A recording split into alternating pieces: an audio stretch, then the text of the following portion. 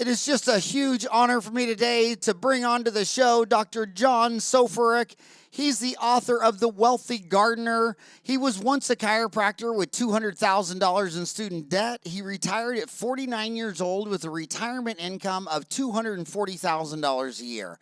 He then wrote a book for his son in college, The Wealthy Gardener, Lessons on Prosperity Between Father and Son.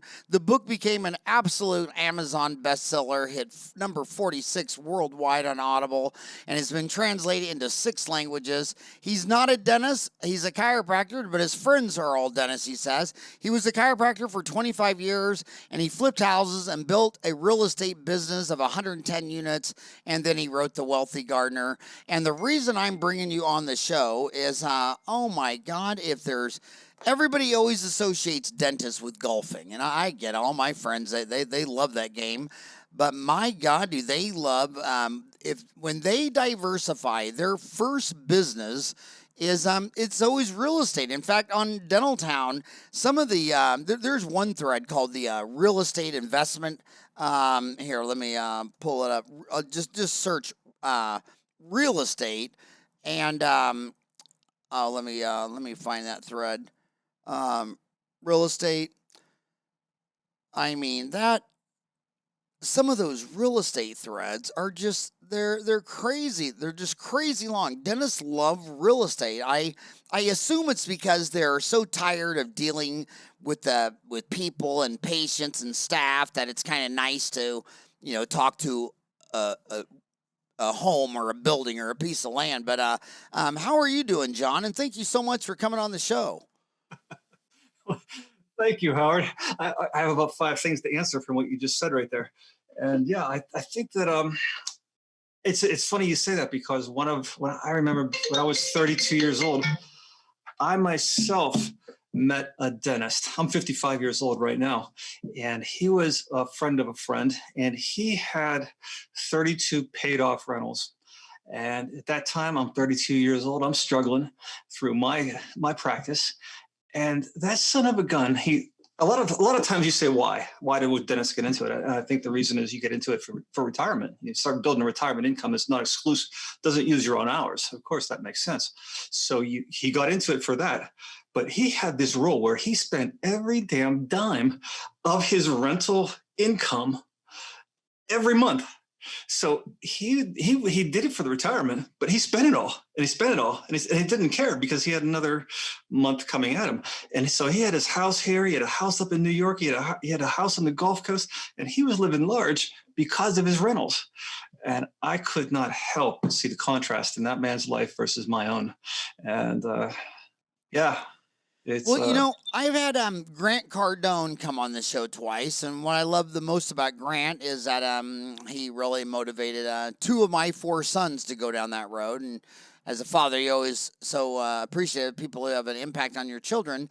And he said something, in dentistry, one of the most common questions are, well, if I'm going to practice here from 25 to 65, I don't want to pay rent for 40 years. So they always think they should own the real estate. But then there's people who do real estate full-time for a living, like you, who say, dude, just owning one property, you're really not in the real estate business. I mean, you got to, even Grant Cardone told my son Greg that he said, the first thing you should do is, instead of buying a home, you should buy a 12-plex or a 16-plex, and you should live in one of them and rent out and fix up all the other ones, but you need to get large enough to scale. So how would you answer the proverbial question of a young dentist getting out of school, and he's going back to his small townville, Ohio, and he says, well, I don't want to rent for 40 years. I'd rather own. What would you tell him, John? So, I've done it both ways. I mean, I always go back to my own life, right? It's not that different. We're having service professions. I started out, I keep my income low. And so it's a big thing that when you want to start out here, especially when you come to school, you're so heavily laden with that student debt that you are under this cloud that nobody else can see but yourself. So you've got to provide for the family yourself, assuming you have a family, and you have this big student debt. You have all the expenses coming in to start your practice. I believe in low overhead. Okay. No question about it. So I think you keep yourself in low overhead. Don't get too far out and ahead of yourself early on. It's safer. No question about it. You got to be focused. Now, you're not going to walk in and have a whole lot of things that a bank is going to want to give you anyway. You're in a ton of debt. Who are you? Well, you're a guy showing up with nothing. So you got to kind of earn the ability to buy that building. I've done it. And I'm speaking from experience, Howard, because I was probably the first 15 years of my life, I worked in the basement of a veterinarian clinic. All right. We were kicking it, but we had no overhead. I moved and I eventually did own the most expensive, probably one of the nicest medical clinics along the roads there. But I earned that. I earned it through work and through not spending money. So frugality. So I say, keep it tight, man. Pay back that student loan. Get yourself out of the hole. So, everyone listening to me is in dentistry. You're a chiropractor. You worked in the basement of a vet. That's three different healthcare industries: vet, chiropractor, dentistry.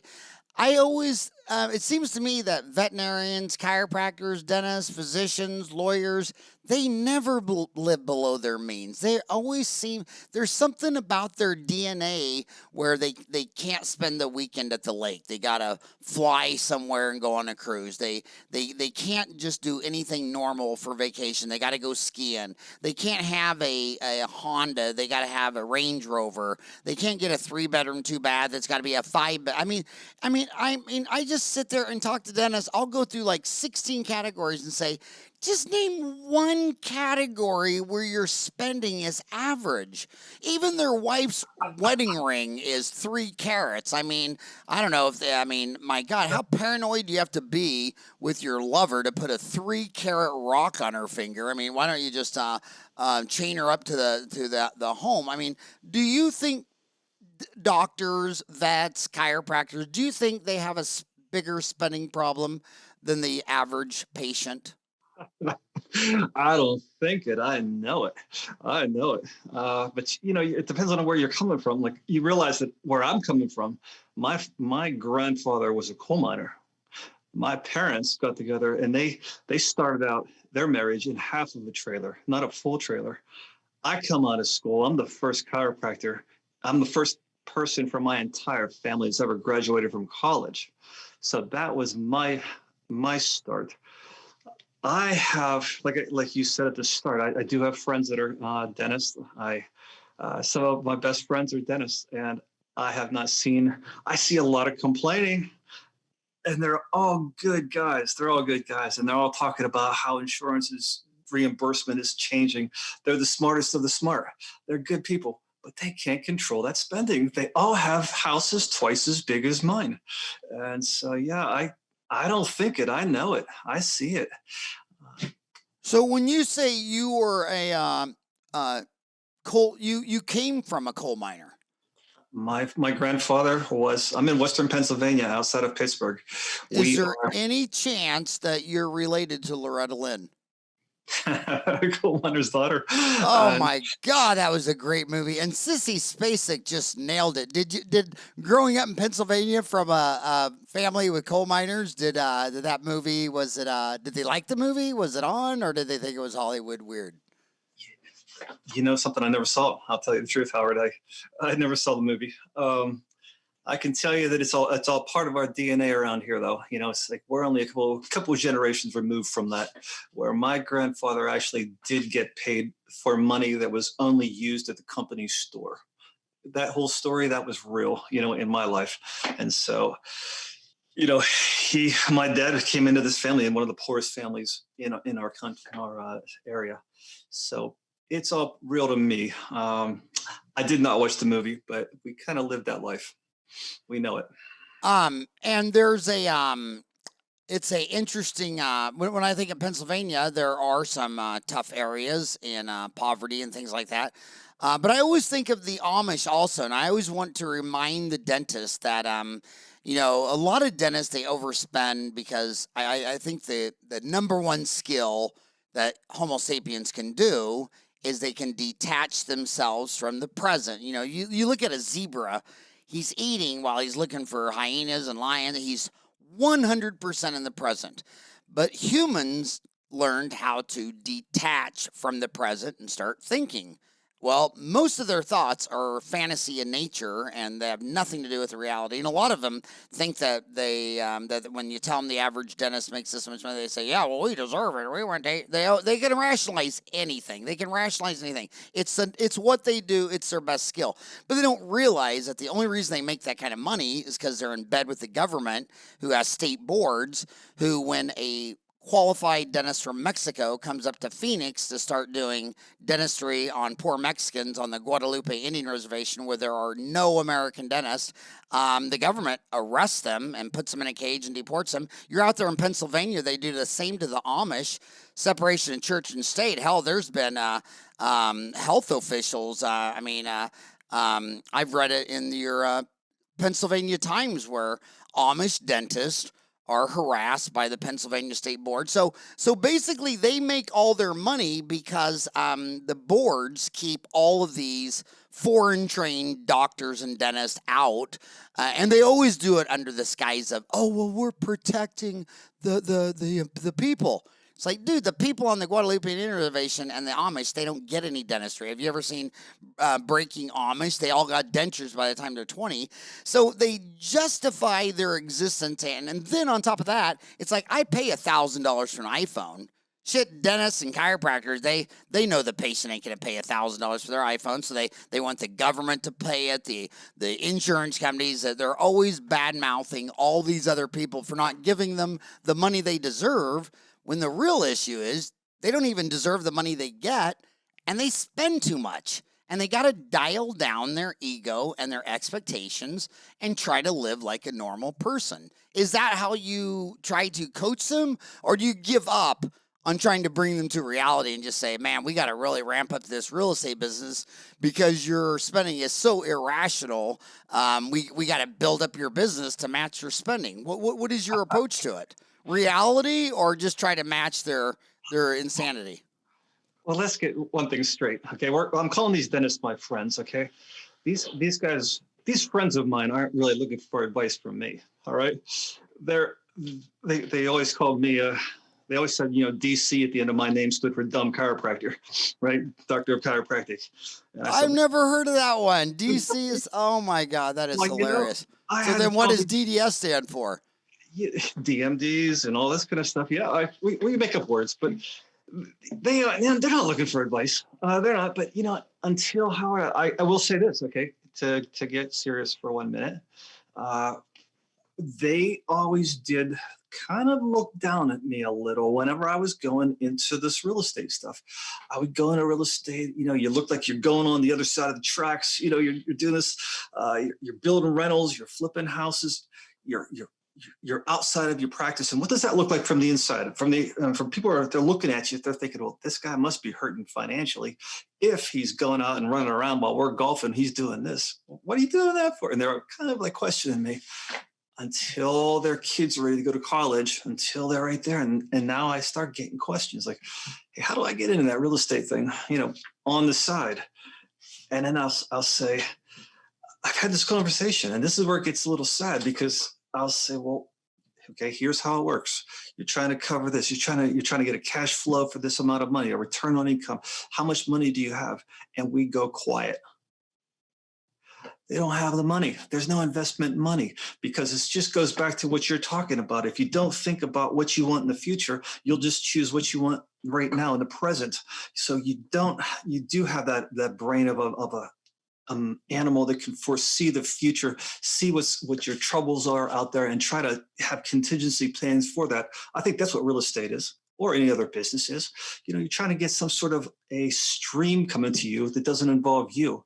And I can tell you, as a service provider, where I'm there all my life in a practice, just like a dentist is. I mean, I know what they go through, because we talk about it all the time. It's on stage. It's right now. If you're not there, you're not making money. I get it.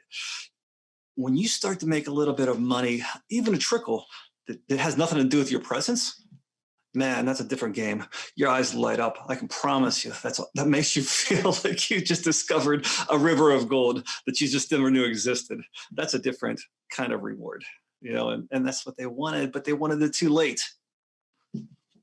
Yeah, I mean, gosh, I so agree. When I look at burnout, disease, I mean, a lot of it's multifactorial. You know, Dennis, for years they were, everybody thought they had the highest suicide rate. Now, obviously, a 19-year war with Afghanistan has made the soldiers, I mean, hell, 26 a day kill themselves. Dennis aren't even close to that. And why is America in a 19-year war? Well, because America's only gone 20 years since 1776 while not being in a war. It's the most out of control military empire ever. But the soldiers have the highest suicide rate. But I think it's the dentists are depressed because they realize they have to keep dancing at the circus 4 days a week at top notch speed for the endless horizon. They got their lifestyle, their cars, their travel, their food. Everything is so high. They have to go in there and crush it 4 days a week, and they're like 45, and they're realizing, shit, I got to do this till I'm 65. And then when you see the other side, the dentist who finally no debt, doesn't have to do anything, kids are gone. Now it's like it's their hobby and they smile and they play and they love it. So, my gosh, getting behind that minimum monthly payment to where you're going to have to dance at full speed to no end in sight, that can start playing with your mind. It's called being a nonprofit employee. You're just working for everybody else without profits for yourself, and there's a stagnancy. I can tell you, I've done it, man. I started my practice out in Chicago, and it was a very fast growing area out there. And at that time, I was hustling, man. I'm in my 20s, and I'm busting it 7 days a week. And I didn't know what work was until I went into practice, right? And I am dead tired after 3 years. And I just did this accounting process where I checked out everything. Where can I trim my costs? What can I do? I was dead tired at the age of 27, 28. I couldn't trim a dime, and I didn't have a dime after running that hard on the treadmill. And one of the things I wanted my kids to know is that if you just can't dial it down, if you can't be frugal enough, if you don't have that kind of discipline, your work will burn you out. You know what the cure of burnout is for all the people that are out there talking about it? Just sprinkle a $50,000 more on their head each year, and they'll come to life. I promise you that. Well, it's the same thing if they were to able to cut that expense down. And people say, "Well, I can't do that." Yeah, yeah, right. I moved across the country. I sold my house. I drove used cars. Don't talk to me. You can't do it and have everything you want. I understand. That's frugality. It's a lost virtue these days, but it can be done. It's silly if to think that you can't do that. Do you think the pandemic is going to force a lot of this on here? Like I noticed this. Talk about the difference between government and free enterprise. Government, I mean, free enterprise was already trying to flirt with working from home part time, maybe 1 day a week or a month, or salespeople logging in from hotels. And then when the pandemic broke out, it was really easy for free enterprise to scale from 10 or 15% doing stuff like that to a lot of people. But I noticed the schools. They just tried to go from zero to no, come back just like it was. It's like whoa. You always complain that class size was too high. You're the number one expense in every state of all 50 states. Yet you always claim you don't get any more money. You want more money. Why don't you let them study from home 2 days a week and bring half the students back Monday and Wednesday and the other half Tuesday and Thursday? But you can just see it doesn't even click in their head. But I think this COVID really, well, I mean, look at the savings rate. We haven't seen, usually the savings rate is negative. If an American earns $1 with credit cards and debt, he'll spend $1.05, $1 dime. And now it's a 15% savings rate. Last time it was that high was 1929, if that gives you a heads up of what's going on. And people, I mean, they're not eating out for dinner. I mean, many women have found the oven in their own home, and they found all these hidden things in there that the rest of the family was hiding from mom. All you had to do is put it in the oven and she'd never find it. But people are starting to spend quite differently. Their savings rate is as high since 1929. Do you think the pandemic is kind of some forced live below your means medicine that's going to reset the dial on earnings and spending and consumption? Howard, I'm just not a big believer in people doing it until I see it. It's what I find interesting in it. I didn't know your numbers because if you think about what's changed here, the big three expenses in people's lives are going to be your housing, your transportation, and your food. Now, granted, you got a lot of your transportation out of the way as far as driving to and from work and taking buses to and from work, however you get to and from work. So you got that expense taken care of, and your eating out is far less. Just those two things allow you to move from the negative to the positive. Wow. That's the only variables I see here. And those two things are really easy to continue with if you were to get back in full gear out there in the workforce. So, no, I don't know. I, I know it's possible to trim. That's a pretty impressive number to me. I'm surprised that 15% savings rate right now. That's really all Oh, people have to do. You know, it's crazy because the when I was at MBA school at ASU, they always beamed our heads that the number one forward-looking prediction for the economy is always the consumer confidence interval out of Chicago, because you have millions of people on the ground individually reporting they see a rosy future, and that's everything with humans. And once those humans look out the window and see something scary, they turn around and they quit spending and all that stuff. And my gosh, this pandemic has scared the shit out of them. They can't go out and eat. So you have to learn how to cook beanie weenies and craft dinner at home. So can I yeah, jump in yeah, right there? always. What you just said, it's so important. You said they'll stop spending when they start to feel the fear, right?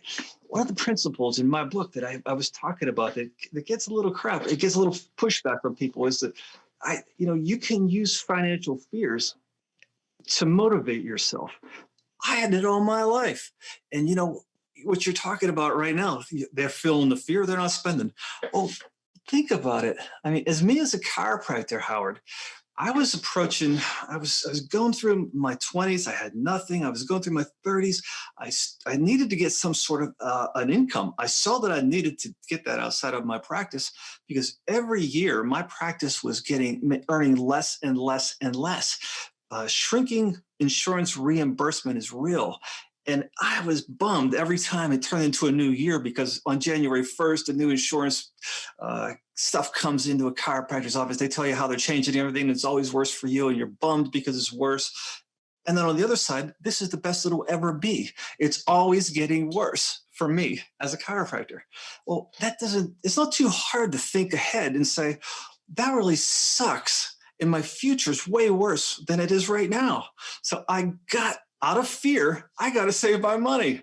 Out of fear, I got to get out there and bust myself and build an income. Out of fear, I got to do this so my kids can go to college and I can pay for them. I got to do this out of fear.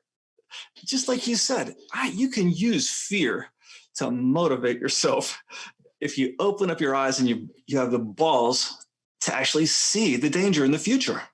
But see, that's really what you said though was a beautiful assessment of all of America. Every year it's going to be worse than the year before, because after World War II, all of Europe and Asia was leveled. The only country that had production that wasn't bombed was the United States. So if you want to buy a car, a refrigerator, a freezer, and the transfer of wealth from other nations to the United States after World War II was the greatest transfer of wealth in all of history. And the one behind it closest was the Saudi Arabia, the Middle East finding oil.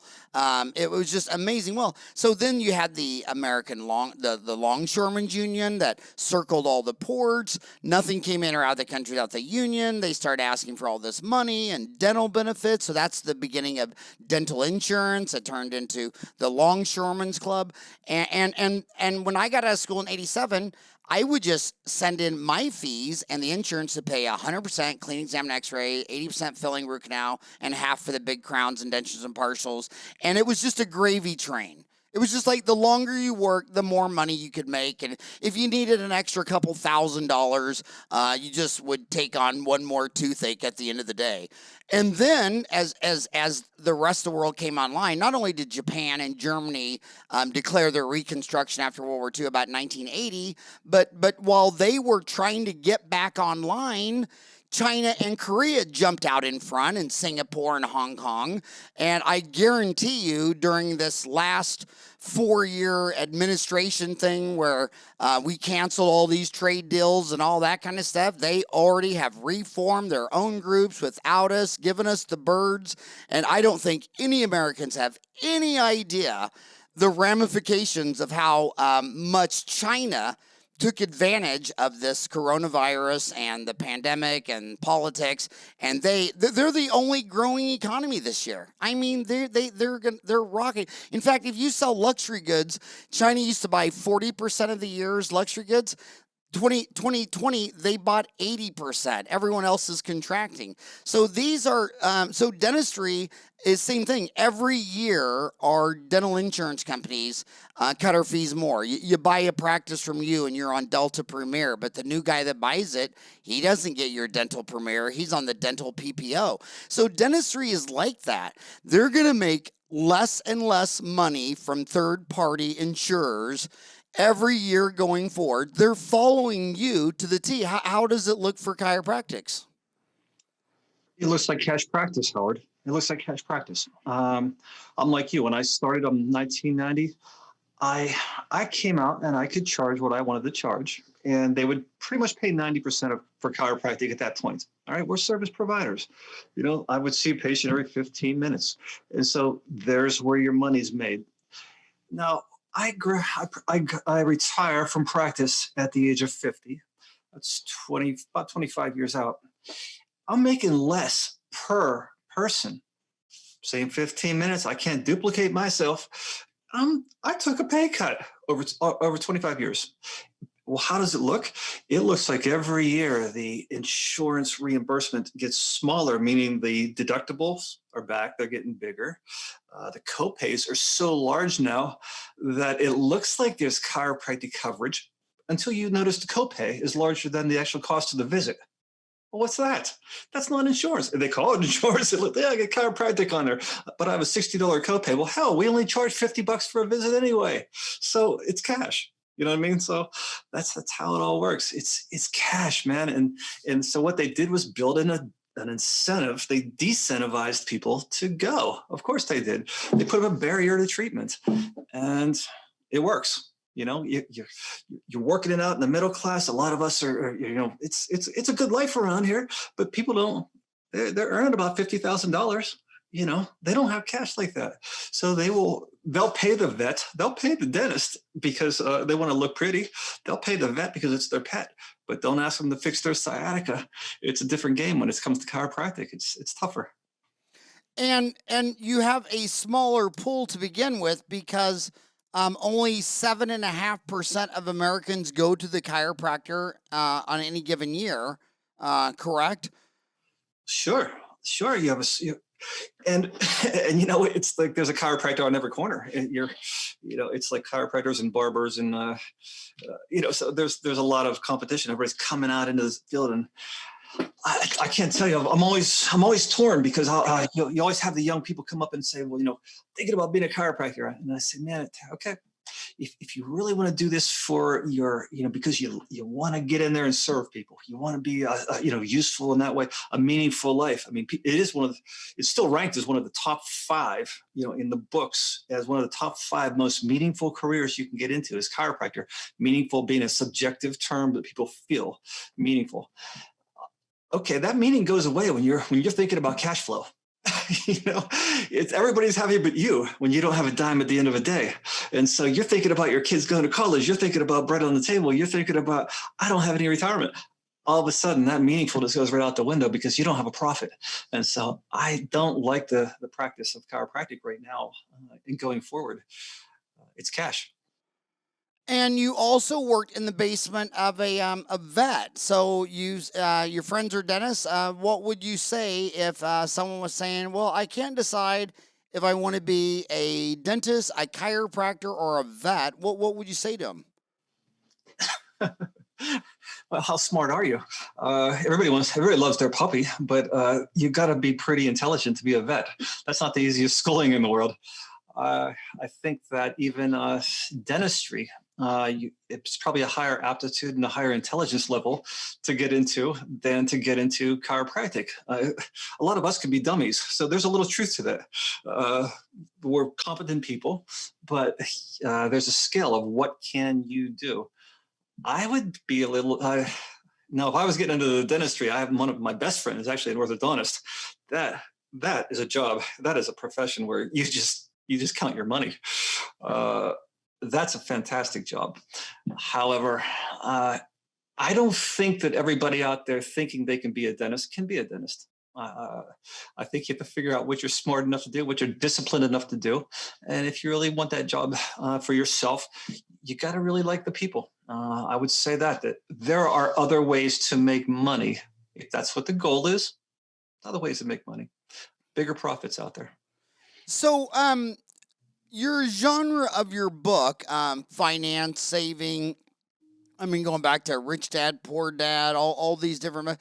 What made you realize there was a personal financial book story still not told? Where did this come from? And by the way, congratulations. I mean, it's an amazing book, and you knocked it out of the ballpark. But I'm just wondering, what were you seeing in Pennsylvania where you thought, you know what we need? We need another book on personal finance. I mean, there's a million of them, and yours was unique and crushed it. Why? Have you read those books? That's why. Howard, I've read them all. Okay, I've read them all, and I've lived it. Okay, I started out, like you said at the start, $200,000 in student debts in today's dollars. Okay, I climbed that mountain, and I read them all. It's personal finance, man. It can be as those books are about as dry as reading a cookbook in a math book combined, and this is what they are. They're just like step by step, and most people don't get through them. They're just not that. There's some out there that are entertaining enough that people can actually, and they can grip you enough that you can make it from start to finish. It's not that easy of a genre. However, I had a lot of experience, and I had experience with what I think is some of the best books ever written. And I think that, some of the influences that I've had were books like, The Richest Man in Babylon, timeless books like Think and Grow Rich, Acres of Diamonds, some of the things from the past. And you'll notice these people that are writing these books, they kind of have a different purpose. They're not whipping books out and trying to make a crap load of money. And they've actually done something before they've written that book.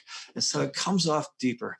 And I just felt like that might be lacking. At least that was my opinion. Maybe I was just insane to think that I could do it, but I believed that it was possible. And I tested it a little with my son. It was a personal thing first. It's not like I said, I'm going to write this book, and this world needs it.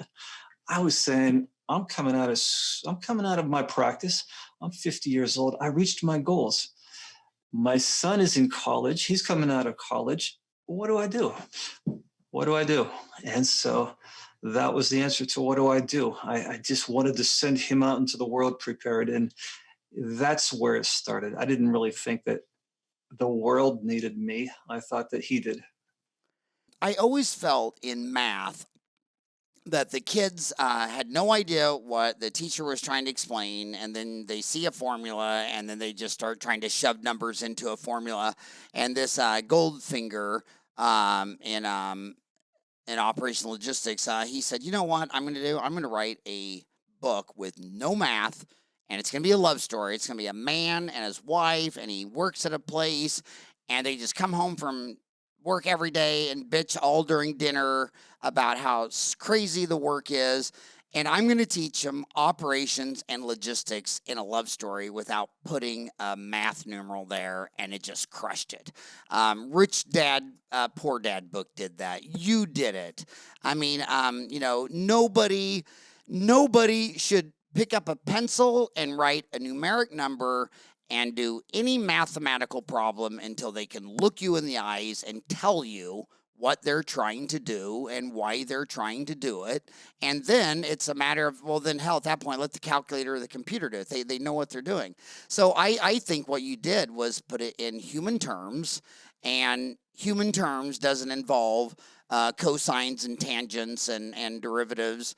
They just make this, I love that. Explain it to me like I'm 5. And it's amazing how people who master their subject, I was telling a guy the other day that I said, dude, you've been doing this for 40 years. He's 12 and you can't explain what you're doing to a 12-year-old after 40 years. I mean, come on, dude, explain it to him like he's 5. A couple of things there, Howard.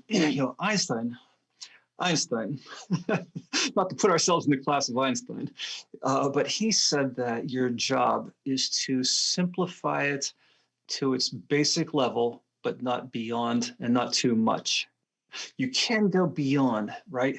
You can't make it too simple. And when you start to write something that I did right here in a kind of a fiction form plus plus anecdote form, you run the risk of losing an audience if you can't stay at a very profound level. You have to stay on the topic, and it's real important. Number 2, tell me if this is your experience, because you go through Dennis nonstop, and I am having the fact that I will golf with and lose golf matches to Dennis nonstop. I'm surrounded by them. My friends tend to be them. I find that the challenge of finance, the challenge of wealth. All right, I did it, so I could tell you, and I know how it's done. It's not about the numbers; it's about the behavior. I think that the numbers can be taught to a 5th grader. Personal finance is not that hard. No shit, we should not spend more than we make. No kidding that we should work a little more to earn a little more. It's all about our behaviors. It's not about the knowledge. That's about 10% of it. And so the question is, how do we go from intention to execution? That's the game of wealth. It's nothing else. The rest of it's just child's play. It's okay. Fine. Go invest into the market. What are you going to do? You're going to go in the index fund. Well, okay, good. You gave 5 minutes to it. Let's get back to actually making it and not spending it. That's how it happens. It's all about that stuff. It's about behavior. And so that's why the book was needed for my son. He's going into finance. He's got a lot of money coming. I needed him to say, you got to control your behavior, pal. And this is how the old man did it. You can screw up all you want, but I did my job teaching you how it works in the real world. And that book was The Goal by Eliyahu M. Goldratt. Sure. Have you heard of that book before? I've read that book. Absolutely. Sure. And that book needs to just go all the way through academia, because what you do is you get these, especially the universities, they're just filled with just horrible teachers.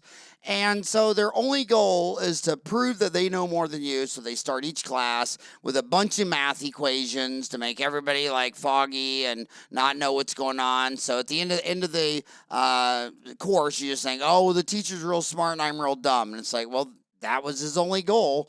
And I see the same thing in orthodontic courses. I mean, I've been to orthodontic courses where the full curriculum, 4 3-day weekends, and 90% of the class did not start a class 1 adult ortho case with mild crowding.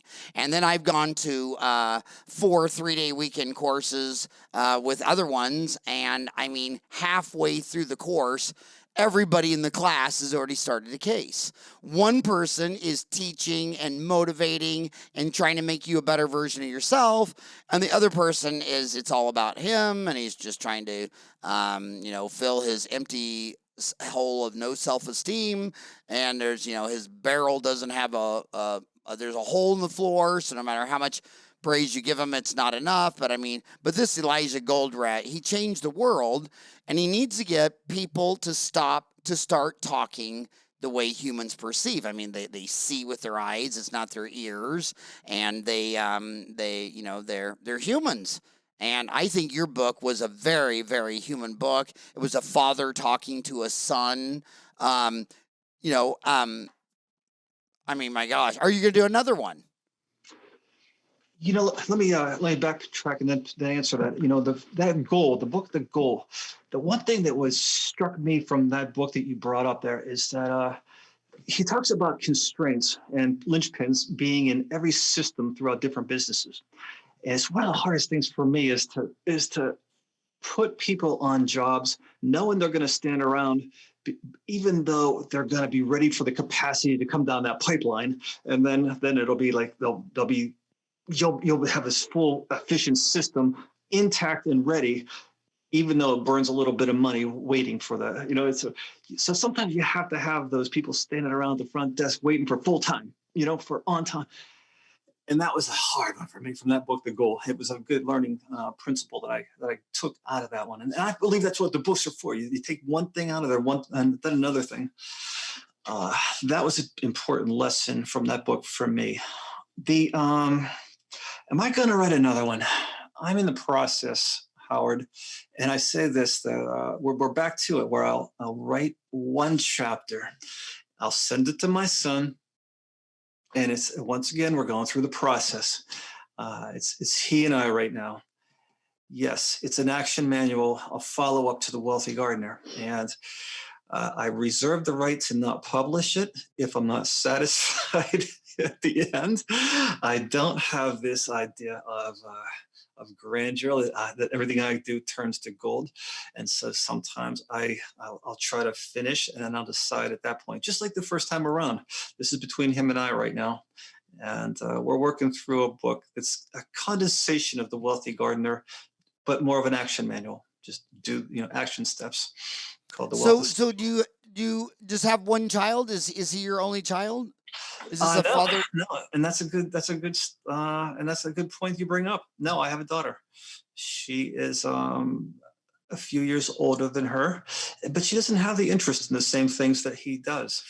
I have always made her welcome to our learning from our editing books, doing whatever, this whole process. But just like you have, I believe, four sons, we all have these children that come through us, but not necessarily from us, because they're all different. We don't know where they come from. And so she doesn't have the attraction of reading one word of my book. Whereas my son and I, we go back and forth and we talk about these ideas, and we're kind of the same soul. And so it works for us. Well, that reminds me of, you don't know where these kids come from. I'll never forget after I got divorced, I told my ex, I said, we got 4 boys, and obviously one of them's not right in the head. And if that's really not my boy and you had an affair, I mean, it's no big deal. I wish you would just tell me now. And she told me, she says, actually, that's the only one that's yours. And I was blown away. But it's a perfect setup because whenever I read a financial book, they talk about everything but financial. I mean, the number one cause of divorce is marriage. These dentists graduate from $400,000 student loans. My divorce was $3.8 million. I don't know a single dentist that got divorced for under $1 million. So they never talk about that. And plus, when I was little, I mean, my mother and dad were Irish Catholic. They had 7 children in about 4 days. Now you see families getting smaller and waiting 10 years to start. To me, it looks like one of the biggest thing. I mean, when people say, well, I don't know if I'd want to start a business on the side.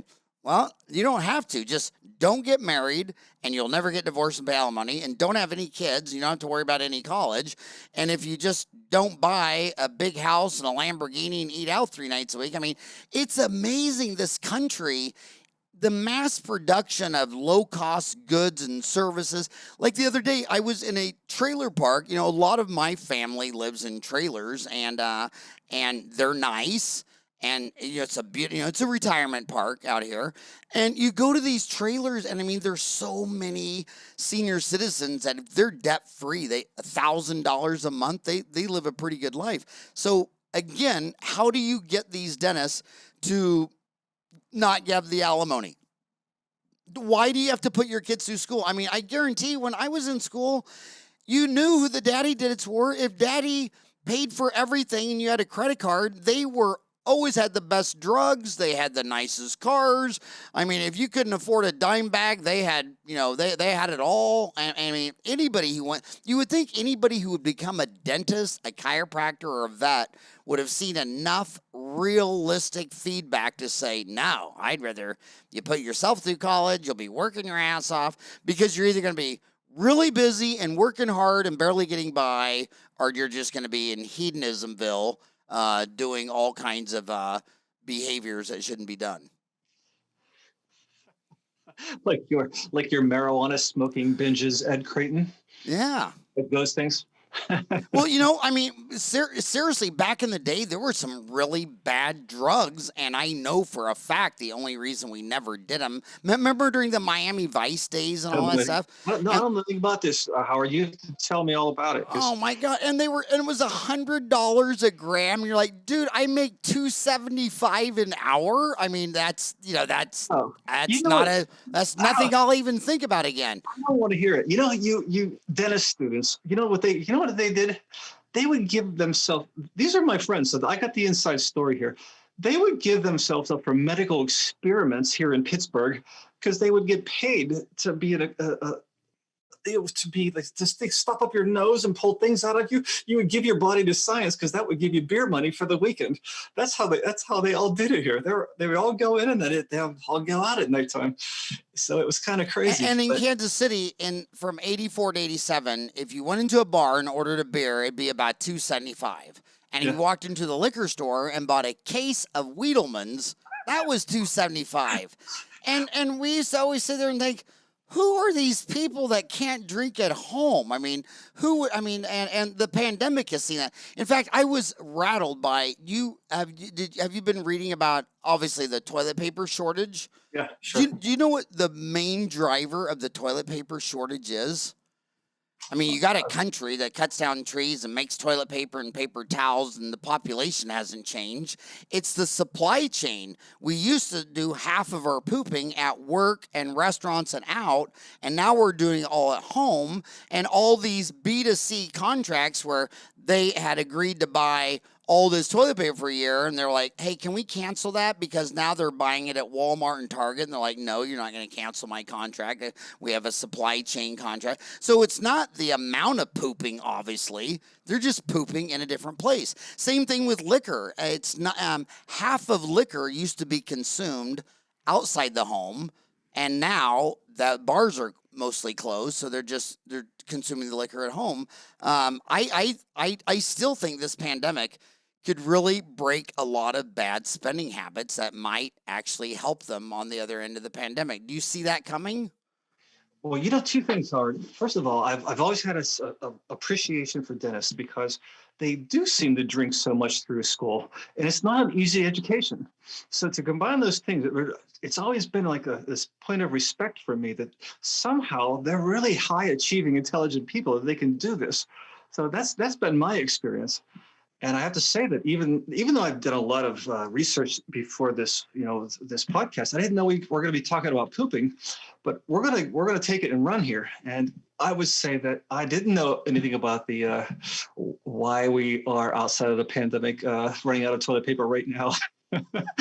But you got me. And I have to say that you're a believer, man. You're a believer. I've been at this. You believe that people can change when you bring them back to normal. Now, I would say that I'll counter that with the idea that we certainly did a reset button around 2008, 2009, didn't we? We saw a lot of fear there. We saw a lot of reason to start saving, didn't we? And then prior to this pandemic, we're kind of right back where we were. We have pretty short memories in terms of that need to save. It just is a lot more fun to spend. And I just don't know what the solution of that is. I hope you're right. I hope that people can say, look, my life is getting better without, because we're all better that way. I have just become a reluctant skeptic in the nature of people, unless they start really setting different goals focusing, having different rituals daily, where they'll sit down and actually focus on why it's important to them to get out of debt. Now, why is it important? And put that into your day. Make that a part of your day. Why do I have to? Why will I accept nothing less than a retirement, a freedom? If you're talking about freedom, you better figure out how to get money without you involved with it. So it just doesn't happen without your active participation. A life of intentionality, it just doesn't come. It's either intentional by design or it's not intentional. We just float. And so if you tell me that I can sit down and make people every day of their life write their goals on paper and why those goals are important, now I'll start to believe. I'll start to believe then. But if they can't grab a hold of that, and it sounds like, oh, that's just dumb, it's easy, it's all right, do what you want to do. I did it all my life. I did it this morning. We do that when we want to get ahead in life. And so that's the kind of stuff that leads to intentionality, that then leads to execution, and it leads to a dumb chiropractor kicking the ass out of MDs who now rent from him, So like that's how that works. So it's too simple for some, but it wasn't too simple for me. So I want to read your Google, where you have Amazon. You have 537 5-star ratings. Unbelievable. It's called The Wealthy Gardener: Lessons on Prosperity Between Father and Son. Because if it was father and daughter, it'd be like that Alec Baldwin thing. You'd be yelling at her and screaming in that one. So I like the way you did the father-son, didn't yell. Call her a pig or anything. A heartwarming series of stories and practical wisdom on entrepreneurship and wealth in the vein of Rich Dad, Poor Dad, written by a financially independent father for his ambitious son. Soon after he opened his vineyard for business many years ago, the wealthy gardener noticed a puzzling fact. Everyone wanted money, but only a few people managed to accumulate it. The reason, he realized, that most people focus on short-term gains instead of achieving lasting wealth. As he grew old and aware of his dwindling time on this earth, the wealthy gardener began to share his hard-earned wisdom with the financially troubled in his community, patiently mentoring those who asked for his practical advice on the ways of prosperity. The parable of the wealthy gardener is far more than an admonishment to earn more or spend less. It's about timeless principles. As his lessons reveal, financial freedom is a means to power and control over our lives. Without money, we are subject to the demands and whims of others. With money, we are sheltered from the storm, and we can extend that shelter to our loved ones. Poised to become an intimate financial classic, the Wealthy Gardener will inspire listeners to find their own noble purposes and relieve their money worries once and for all. No matter your income level, skill set, or unique economic disadvantages, the lessons in this book will show you the path forward, and your need is work, the desire to succeed, and the motivation to learn. And I just want to add something to it. We've talked about this before, where terms in geometry, like an acute angle, an obtuse angle, they're all exact terms, but words in politics are very, very vague. And one of the words that's thrown around a lot that really is disturbing to me is when people talk about socialism, because the original word of socialism was several hundred years ago, when the New Economists were talking about socialism, was that you should own the means of your production. You should not work on land that's owned by the king and then give him half your crop. They were ready to fight to death to stop that. They wanted to own their own land. They don't like the taxation without representation, but they own their means of production. And I'm seeing a lot of dentists deciding, you know what?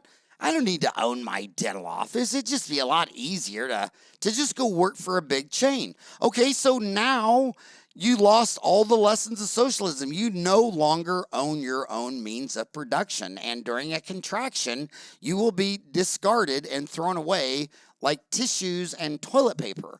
And I come from Kansas, where this land, that owning the land, a lot of those dairy farms and wheat farms have been handed down in families for several generations. And I don't know, I always felt that if I own my own dental office, I don't care if the economy crashed, I don't care if there's runaway inflation, they are never going to run out of humans in toothaches that need extractions and root canals and trying to get dressed up pretty like a peacock. I mean, I think a big part of wealth also is your worst case scenario. And my worst case scenario is I own the land, building, and I own my dental office. And so when I talk about when dentists talk about diversification, they're always saying, "Oh, well, don't own this Amazon stock. Own an index fund," while they're an employee for someone else that could fire them today at 5 o'clock. And it's like, dude, diversification is owning your means of production and living off less than you earn. And if you own your means of production and you live off less than you earn, isn't that a wealthy dentist? I love it, Howard. I love it. So I guess what you're saying is you might take a different tack than Grant Cardone, who suggested don't own the practice. Is that where we are? Well, I don't want to argue with my buddy Grant, but I just say that I was an honor to podcast you, and I hope you join Dental Town and Google real estate because, again, I mean, if you say dentist to anybody, they always think, okay, he's a golfer. And if you say to anybody, oh, this dentist started a different business, what do you think it is? It's always real estate. It's never an ice cream parlor.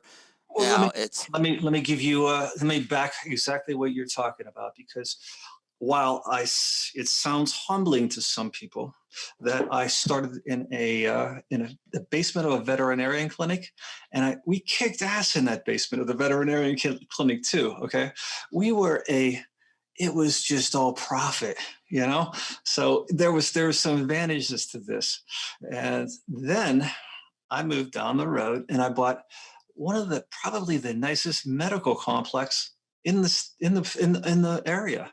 Okay, so now I moved into this.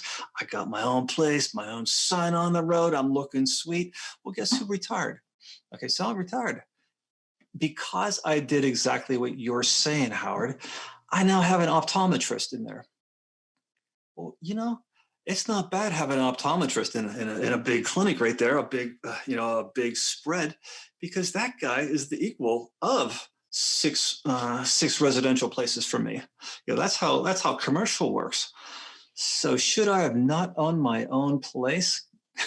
You can't convince me that, man. I am thankful of God that I moved down that road and paid that thing off. Amen. I'm glad I have it. Like you said, we could have a serious retraction. What do I care? I can move back in there, and that's what ownership does for you. Well, that is timeless advice, and I think that you got to take everything he's saying with a grain of salt because the Steelers are 10-0, so he's suffering from so much euphoria. He might be just drunk on the Steelers being the only undefeated NFL team. Is this a big part of your natural high? Howard, we're in Pittsburgh. We're kind of used to that. Like this winning tradition. I know it's new to you, Kansas City guys, but like when you come from Pittsburgh, it's part of our DNA. I grew up in the 70s. We don't. It's an aberration to us when we lose. But in saying that, the weirdest part of the whole Pittsburgh Steelers legend is you all know Terry Bradshaw, the beautiful bull-headed quarterback, 4 Super Bowls in a row, but they never know the 5 years before that when he was the number 1 draft pick and sucked for years and booed out of his stadium. It was a 5-year building process to make that dynasty. I don't remember any of that, Howard. I think you're making all that up. Right? But it really was a long-term project, though. Terry Bradshaw wasn't a miracle magic overnight like they expect today. They expect you're going to get a draft pick, and this guy's going to take you to the Super Bowl. It's like the first quarterback on earth that won 4 Super Bowls was Terry Bradshaw, and it took him about 5 years out of college to get good. Go back to those Super Bowls and look how many times he passed the ball. We had a great defense and a great run game too, and so he gets a lot of credit. I know he pulled some plays out, but he might have passed that ball 12 times sometimes. Yeah. We were. But what the point I was trying to make is it was a long-term project.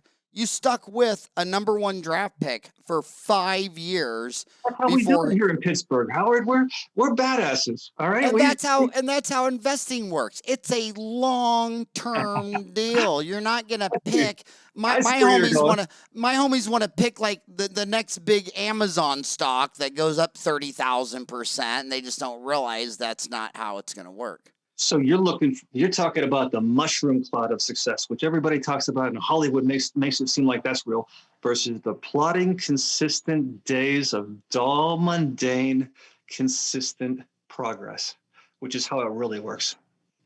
Yeah. And that's why everyone calls it just one day at a time, dude. Just one day at a time. You're overthinking this, you're overspending, and the last thing, I don't want to go there, but the reason I'm so glad this election is over is because I was so sick of listening to dentists who would say all these things that of what the president should be telling the American people. And the whole time, like, dude, you won't even tell your wife I mean, she's never had a job. She destroys $10,000 a month. She drives a Range Rover. She stays home. Her kids are in college. If you ask her, do you have a job? No, I'm a homemaker. Dude, all your kids are gone, and you still just destroy. Oh, but the president, oh yeah, he's supposed to cut spending and make co-payments and be this brutal man. I'm like, why don't you stand up to Muffy for like 4 seconds before you tell some man to stand up to 1/3 of a billion people, you wimp moron. And now we're talking about the personal accountability chapter of the book now. It seems like we've drifted to this. Muffy? Yeah. I mean, she's just batshit crazy in dentistry. Every one of them saying they're hot, they got a big rock, and they destroy $10,000 a month from the day you marry them until you sign the divorce papers. But but the bottom line is just, come on, dude, just take a chill pill. You're not, I was talking to this dentist the other day during the Lehman crisis. I mean, he was, I had like 86 or 87 dental offices went bankrupt in Phoenix, and 5 of them were in my home crying. And I just said, bring your financials over and let me look at this. And you're looking at these guys financially, you're like, I'm sorry, are you like a rapper, or did you have like are you like got a rock and roll band? I mean, 5 cars, bought $1.5 million home, and then dumped $1 million into it. Who buys a $1.5 million home and dumps $1 million into it? It's like, I could get it if you're Rod Stewart or Elton John, but you're Farmer Fred the dentist. I have my orthodontist buddy who just prints money like he owns the treasury. I tell him that all you have to do in your position is to not lose money. You could just go 5 to 6%, you dumbass. Do you realize this? And you could have that big mansion on Hilton Head. You can win the game. You're like an athlete on TV. Do you understand? The game for you isn't the same as the game for me. I have to win this game of investing. You just have to not lose, you dumbass. And that's what I tell him.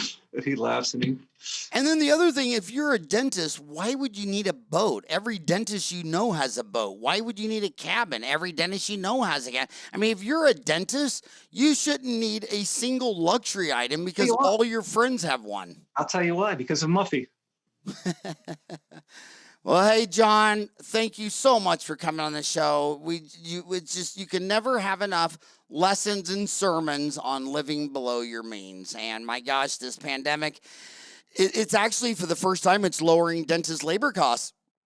And because I've always said, if you walk into 1,000 dental offices like I have easily, when you walk into a dental office, 9 times out of 10, the dentist is always in his private office. He's not seeing a patient. The hygienist is cleaning. The assistant's packing the cord. Another one's he's always sitting on his butt. But now that since about 15% of the staff said, I'm concerned about COVID, I don't want to come back, I'm taking care of a grandma at home, I got kids. Employees actually had to quit because of COVID, so now his payroll's gone down, so now his net's higher, and he's actually making more money because the pandemic is scaring his own high-cost overhead labor from showing up to work. So it's funny how things turn out this way, but I eliminated the office in my office. I didn't have a place for myself to sit. That wasn't income generating space. So I didn't have it. And that reminds me that Superman worked out of a phone booth. Why do you need a private office? Right? You're a character, man. It's been a pleasure. John, it's been a real pleasure, and I hope to see you on the message boards on the real estate forum. And if not, call me back when you come out with your next book. And thank you so much for coming on the show. When we're done, hang around so you can tell me how to do that. I'm an old guy. You got to tell me how to get on your real estate forum. Oh, well, just go to www.dentaltown.com/register. And you have to register because we want to know who all of our members are, that it's not a commercial spam sell your information thing. And then there's 50 forums, and I believe the forum for you is just going to be under finance. And finance, it's accounting, bookkeeping, dental stocks, personal finance, taxes, and real estate investment. And real estate investment, oh my God, there's it's crazy. There's 325 threads that all have hundreds of views and all that on real estate. And I think my theory has always been, if you ask 100 dentists, what stress you out? It's always people. It's either the people whose own staff or the people of the patient. In fact, yesterday I only posted one thing, and everybody was still laughing at it. What did I say? Patient. I'm pissed. Dentist. Again or still? And, and they're so sick of people. And to me, stocks, bonds, real estate, there's no human involved. And I think that's why my homies like it. They're exhausted on the human drama side, and they just want to do something that doesn't involve people. You know what? I used to, in chiropractic, I used to say when I lost my patience with my patients, I lost my patience. Oh, that's nice. I am so stealing that. Do I have to put your name after it? Now say that again. When I lose my patience with my patients, I lose my patience. Nice. But again, thanks for everything, and have a rockin' hot day. And when you come out with another book, come back on the show. All right, buddy. I appreciate it. Thanks for having me on. All right. Have a great day.